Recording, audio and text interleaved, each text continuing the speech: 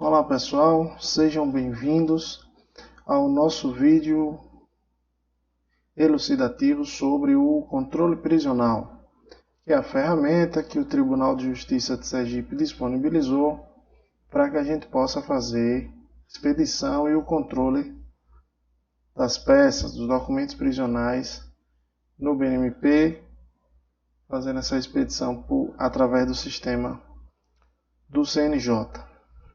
Bem, antes de começarmos, propriamente dito, vou fazer um breve histórico desse nosso procedimento de expedição e controle dos documentos prisionais para se situar um pouco no tempo, fazer algo bem rápido. Em 2010, o Tribunal de Justiça foi um dos primeiros tribunais do país, inclusive recebeu alguns prêmios do CNJ, Prêmio Inovar, enfim, porque à época desenvolveu o portal criminal e nossa ferramenta de mandados de prisão, alvará de soltura eletrônicos. Pouco se falava disso no país, os nossos processos criminais ainda eram físicos, mas esse pedaço do processo era eletrônico e a gente conseguia fazer o encaminhamento para todas as delegacias e unidades prisionais do estado de Sergipe. Isso ficava disponível na internet e agilizou muito o nosso procedimento. Bem, depois, em 2011, veio a Resolução 137 do CNJ, que criou o Banco Nacional de Mandado de Prisão 1.0. À época ele não tinha o nome 1.0, porque enfim, era o único, era apenas Banco Nacional de Mandado de Prisão, que naquele momento se encaixou muito bem com o que a gente tinha feito em 2010. Era vamos dizer assim, um mero cadastro nacional de todos os mandados de prisão. O foco dele era só nos mandados de prisão. Mandados de prisão que estavam pendentes de cumprimento. A gente conseguiu se adaptar muito bem a isso. Bem, mais recentemente veio a resolução 251 do CNJ, e aí é onde um dos motivos que a gente está fazendo esse vídeo e esse tutorial é a resolução 251 do CNJ, né? Ela trouxe aí o que era Banco Nacional de Mandados de Prisão, agora é Banco Nacional de Monitoramento de Prisões, e tem um escopo um pouco diferente. O objetivo desse projeto do CNJ, enfim, essa ação do CNJ não é só ter os mandados de prisão no cumprimento, e de fato, se a gente vai ver lá nos objetivos da resolução, no artigo lá tem vários objetivos, a gente vai ver que ele pretende fazer um mapeamento completo da população carcerária no Brasil, enfim. Bem, a primeira coisa, então, adentrando no BNMP, eu a partir de agora não vou falar mais BNMP 2.0, 1.0, 1 ou 2, porque o 1 deixou de existir a partir do momento que a resolução 251 entrou em vigor. Então agora nós chamamos apenas BNMP. A primeira mudança aí é que, se a gente pega lá a resolução no artigo 3º, foram incluídos aqui os mandados de prisão de natureza civil como uma das peças possíveis aí do Banco Nacional de Mandados de Prisão. O parágrafo 1º do artigo 3º e o segundo, ele deixa bem claro o que é que conta e o que é que não conta no BNMP. Então, o preso e o internado provisório, eles contam para o BNMP, tem que estar lá. O condenado, desde que haja o seu recolhimento do sistema penitenciário, tem que estar lá. O cumpridor de medida de segurança de internação também tem que estar lá. Ele então não alcança, né? Qualquer cautelar diverso da prisão, era uma outra discussão. A pessoa está com a monitoração e não pode sair de casa, enfim, está fora. O condenado também que tiver com monitoramento eletrônico sem recolhimento, porque teoricamente o monitoramento eletrônico assim é pensado para o semiaberto para o período do trabalho, a pessoa voltaria a se recolher. Esse continuaria no BNP porque ele seria recolhido ao presídio no final do dia. Ou prisão domiciliar, também estão fora, né? Por óbvio, os adolescentes aí ele conclui que estão fora. Se está dentro do estabelecimento prisional, faz parte do BNP. Se não, não faz parte, e daqui a pouco a gente vai entender melhor isso. Bem, aí vem o Quanto à dúvida, né? Todo mundo precisa usar, como é? Vamos ver. O artigo 4º da resolução diz claramente que toda pessoa privada de liberdade, procurada ou foragida, deve estar no BNMP2. E lá devem ser expedidos os respectivos documentos. Essa aqui já é uma primeira mudança importante. Veja que ele fala que tem que ser expedidos os respectivos documentos. Alguém pode interpretar, não, mas ele não está dizendo que precisa ser lá. Ok, vamos entender. Artigo 8º. Somente terão validade os documentos elencados no artigo 7º. No 7º traz a lista dos documentos. A gente vai ver daqui a pouco. Esses documentos expedidos só terão validade se tiver numeração única nacional. E a numeração única, por óbvio, é gerada pelo BNMP. Então, essa é uma importante mudança. A partir de agora, quer dizer, não de agora, né, de quando a resolução entrou em vigor, todas as peças têm que ganhar uma numeração, têm que ganhar uma chancela do CNJ para começar a valer. Não dá mais para os tribunais individualmente adotarem cada um sua solução. Bem, qual é o impacto disso? O impacto disso é que os tribunais precisam, então, de duas uma. Ou utilizar o BNMP diretamente, se os usuários entrarem lá no BNMP, fazer as peças, assinarem por lá, ou uma segunda opção, que é fazer a integração dos seus sistemas com o BNMP para que, através dos sistemas locais, o sistema local converse com o BNMP, digamos assim, BNMP, me dê um número aí, eu estou precisando fazer uma peça, me dê um número aí válido. O BNMP devolve esse número e você expede a peça. Teoricamente daria tudo certo. E esse segundo caminho da integração foi o que o Tribunal de Sergipe adotou, assim como outros tribunais. O problema é que quando o tribunal optou por fazer a integração, ele decidiu manter alguns procedimentos internos, que eram procedimentos que não estavam 100% alinhados ao que o BNMP preconizava. E isso, ao longo do tempo, gerou um certo resíduo de inconsistências. E, por isso, esse período da mudança agora vai precisar da compreensão de todos e do esforço para que a gente possa, digamos, ao identificar essas inconsistências, saber como lidar, e a gente vai ter um tutorial específico com as principais inconsistências já mapeadas e as opções, os procedimentos a serem feitos em cada uma dessas situações. Bem, então, entendida aí a abrangência do BNMP e a sua obrigatoriedade, a gente precisa se ambientar um pouco em algumas coisas, alguns conceitos que o BNMP tem, que não são tão claros assim para todo mundo. Primeiro ponto é o registro judiciário individual, que é o RJI. Essa sigla RJI vai ser muito usada a partir daqui, então, no nosso tutorial. Assim como na prática, no dia a dia, a gente tem que se acostumar bem ao RJI, que nada mais é do que a identificação da pessoa física perante o BNMP, como se fosse um CPF da pessoa ali que é objeto do BNMP. Eu tenho que entender claramente que quando eu me refiro a uma pessoa, eu estou me referindo a um número, ao número do RJI, e que tem que ser individual. Se por um erro aquela mesma pessoa tem mais de um RJI, não adianta a gente ficar aqui, mas a pessoa tem 2, 3 documentos. Se estiverem RJI diferentes, ela não tem 2, 3 documentos. Infelizmente, a gente vai ter que fazer um procedimento um pouco trabalhoso, que é unificar tudo isso, para depois fazer os próximos passos. Então, quando a gente, no dia a dia, estiver dizendo, tal pessoa tem essa peça, eu tenho aquela peça, é para o RJI da pessoa.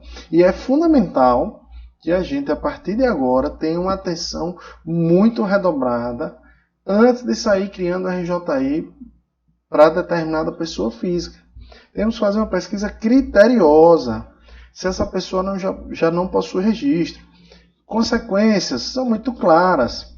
Eventualmente, a pessoa tem um RJI cheio de peças, um histórico criminal longo, mas se eu, digamos, não tenho tanta atenção assim e acabo gerando um segundo RJI para ele, Acaba que as ferramentas de pesquisas e até a decisão judicial é influenciada. Eventualmente, por exemplo, na audiência de custódia, o juiz pode colocar essa pessoa em liberdade porque não vai ter ciência de que tem um histórico extenso na vida criminal pregressa dessa pessoa. Então, é importante termos uma atenção muito grande nesse RJI.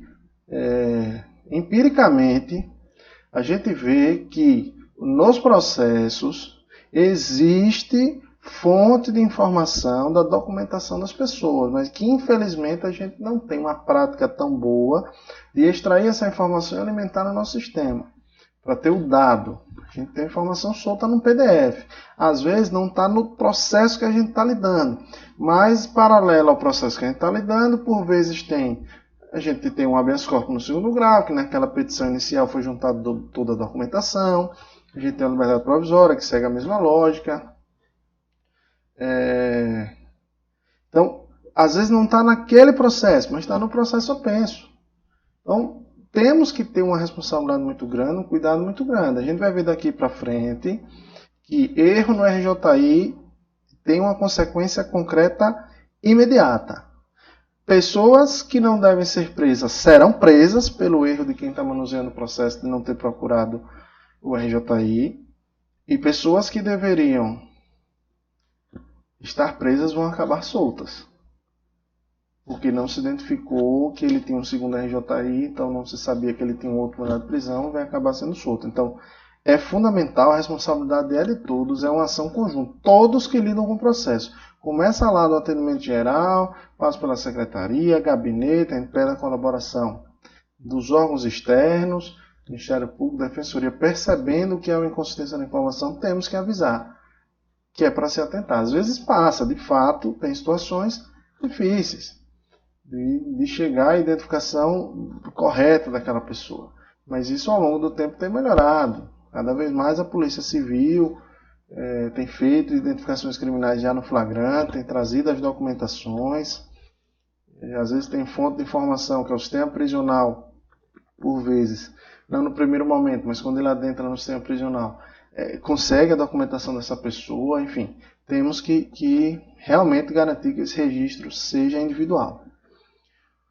Um outro conceito, enfim, que eu até já falei aqui, eu já me referi a esse termo, que é peças.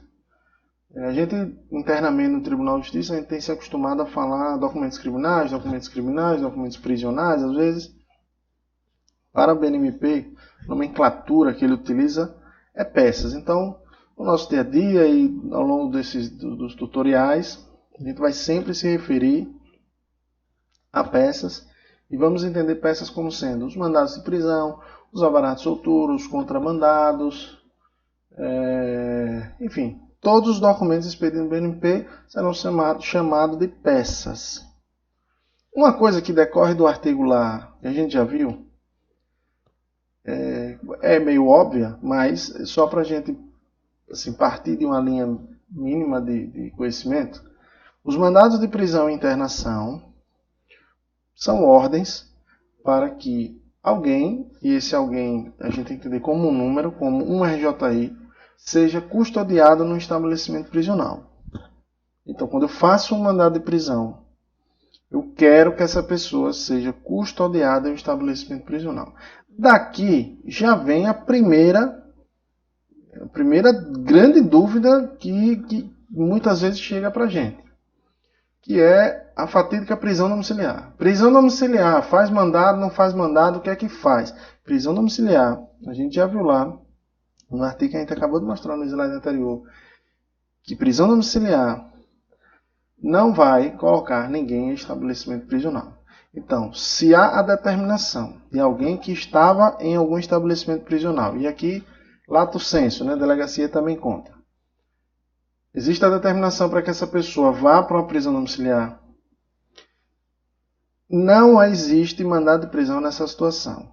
A gente vai ver aqui embaixo que o documento, a peça cabível para alguém ser retirado do estabelecimento prisional é alvará de soltura, contramandado, ordem de liberação e desinternação. Então, no caso da prisão domiciliar, existia anteriormente uma ordem para que ele estivesse custodiado, a pessoa estivesse custodiada. E agora a ordem é, não, ele vai sair do estabelecimento e vai para casa. Então, eu preciso retirar a eficácia do mandado de prisão anterior, que foi o preventivo, enfim, o definitivo, assim, se for uma prisão domiciliar já para quem está em cumprimento de pena. Então, eu tenho que expedir um desses documentos, alvará de soltura, contramandado, ordem de liberação e desinternação. Então, mas é prisão domiciliar. Ok, mas o documento, pela resolução dos 5.1 a ser expedido, é um alvará de soltura. E não... mas o nome é prisão domiciliar, não importa. A resolução deixa claro que se for para estar em estabelecimento prisional, se faz mandado de prisão. Fora do estabelecimento prisional, tem que ser feito um desses documentos abaixo aí. Então, prisão domiciliar é alvará de soltura, uma dessas situações. Pode ser contramandado também. Por quê? Qual é a diferença ali do alvará e do contramandado? O alvará se faz para quem já está preso. O contramandado se faz para um mandado que ainda não foi cumprido. Pode acontecer? Pode. Então, essa é a diferença. Quanto à ordem de liberação, é uma peça que tem efeito similar ao alvará de soltura, tirar alguém dentro do estabelecimento, e a desinternação visa combater o mandado de internação, que seria no item anterior. Quando eu botei prisão / internação, a ordem de desinternação é como se fosse um alvará de soltura de quem cumpre medida de segurança. Bem, a resolução também trouxe o que a gente chamou aí, entre aspas, novas peças. Novas porque não eram peças que a gente fazia no rol que a gente já vinha desde 2010. Né? Então a gente destacou as principais, as outras a gente já fazia, mandado de prisão, alvará de soltura, enfim, isso a gente já fazia. Então a gente destacou aqui as que, digamos, nos chamam mais atenção. No inciso 2 do artigo 7º, ele fala que uma peça que é objeto do BNMP é certidão de cumprimento de mandado de prisão. Nada mais é do que o que a gente já trabalhava, que era o mandado de prisão cumprido, que é o que a polícia nos enviava. Aqui há um detalhe. Para o CNJ, isso aqui é importante ficar muito claro. Quem cumpre mandado de prisão, e aí eu já vou pegar aí no inciso 6 também, que é a mesma coisa, só que não para prisão, e sim para medida de segurança e internação. Quem cumpre mandado de prisão ou internação não é policial e não é servidor do sistema penitenciário. Quem cumpre mandado de prisão é servidor do judiciário para o CNJ. O que eles fazem é notificar. Eles fazem uma notificação. Claro, evidentemente que essa notificação vem acompanhada do documento que cumpre as formalidades lá do artigo 289. Identificar, enfim, quem foi que fez o recolhimento da pessoa, data, horário, colher o ciente, aquela coisa toda. Mas quem cumpre, ou seja, a quem compete lançar a informação de cumprimento no BNMP, não é da polícia, não é do sistema penitenciário, a obrigação é do servidor do judiciário. Então eles criaram uma peça que nós, servidores do judiciário, fazemos quando recebemos a notificação. Então vem a notificação, a gente analisa a notificação. Essa notificação foi cumprimento de mandado de prisão. Então a gente pega os dados dessa notificação e vai lançar a certidão de cumprimento no BNMP. Esse é não só uma questão de nomenclatura, mas também um procedimento um pouco diferente. No nosso sistema, a gente vai ver mais à frente que isso é automatizado. Bem, na verdade, a gente vai confirmar essa notificação e na mesma hora o sistema vai lançar automaticamente essa certidão de cumprimento do mandado de prisão. Mas isso vai para o histórico da pessoa. Então, para que a gente não estranhe, uma certidão de cumprimento do mandado de prisão assinada pelo servidor, vai dizer, o próprio servidor vai constatar, mas eu não expedi essa certidão.